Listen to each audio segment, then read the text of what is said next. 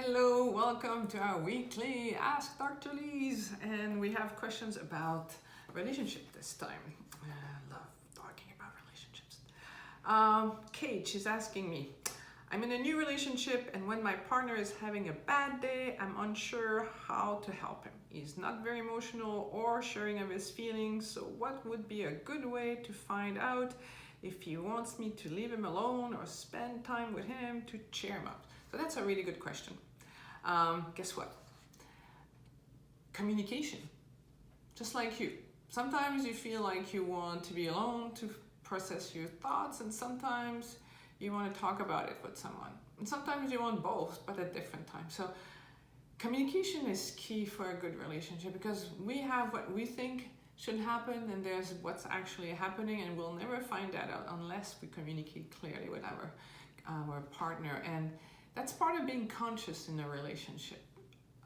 Remember, the aim of a relationship is to teach us how to love ourselves, how to love others.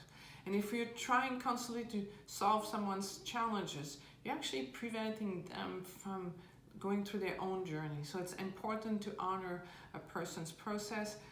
And something that's really interesting, there's a book I recommend often. It's called Why Men Don't Listen and Women Can't Read Maps. And it's basically the difference between the brain wiring of a male versus a female. But you could be female wired male or vice versa. And when I read this, it explains so much about myself and about my late husband. That, I wish I had read this when I was 20. But on average, apparently, a woman uses 21,000 words in a day. So the language centers on the brain of a woman are all over the place. And for a man, it's the opposite. They use on average 7,000 words a day. And there's like maybe one center, maybe two, but otherwise it's not very connected. So a man, to figure things out, actually needs to be quiet. That's why they often like to pick up the newspaper and read. So after they come home from work, they just want to relax and they want to process their thoughts. For us, we go to work, we use 14,000 words, we still have 7,000 we want to use, and those guys have used like 6,000. They don't want to use their 1,000 right away, and we end up feeling upset because as a woman, you often feel like if my girlfriend doesn't speak to me, she's mad at me. So we associate someone not speaking with me with being mad at us. So when our partner doesn't want to speak, we end up taking it personally. Don't take it personally. It's just difference of dealing with life. And that's super important because it's like if you have a cat, then you have a dog. You don't expect the cat to behave like a dog. And if you try to get a cat to behave like a dog and a dog to behave like a cat, you're in trouble. So I think it's an act of love to understand the difference between male and female wiring and how your partner, even though they're not responding the same way you would respond, doesn't mean he doesn't love you or she doesn't love you. So communicate.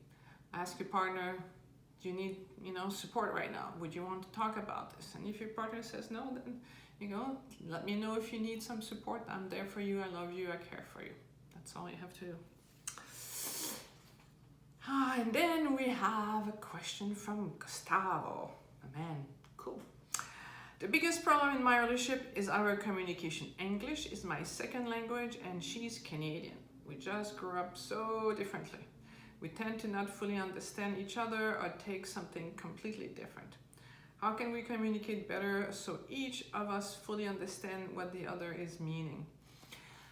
There's oh,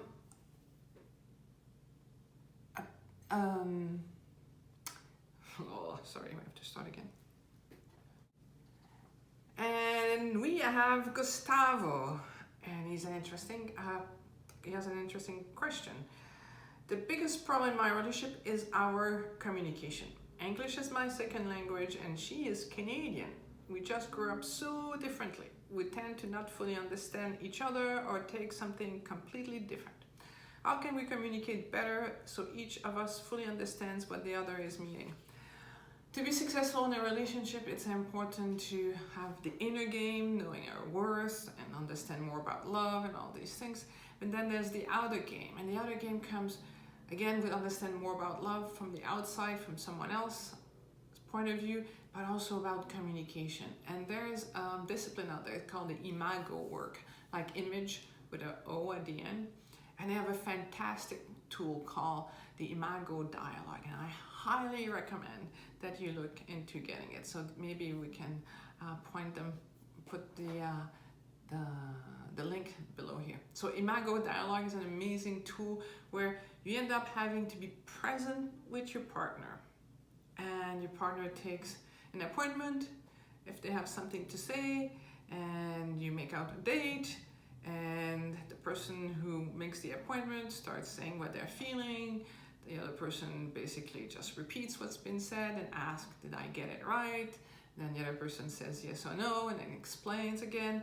And you do this until the whole thing has been discussed from this person's point of view.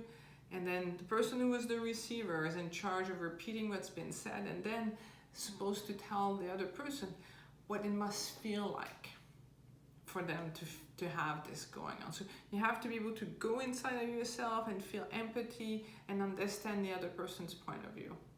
And then the roles are reversed and you keep talking like this. This is because often in a relationship, people don't communicate well.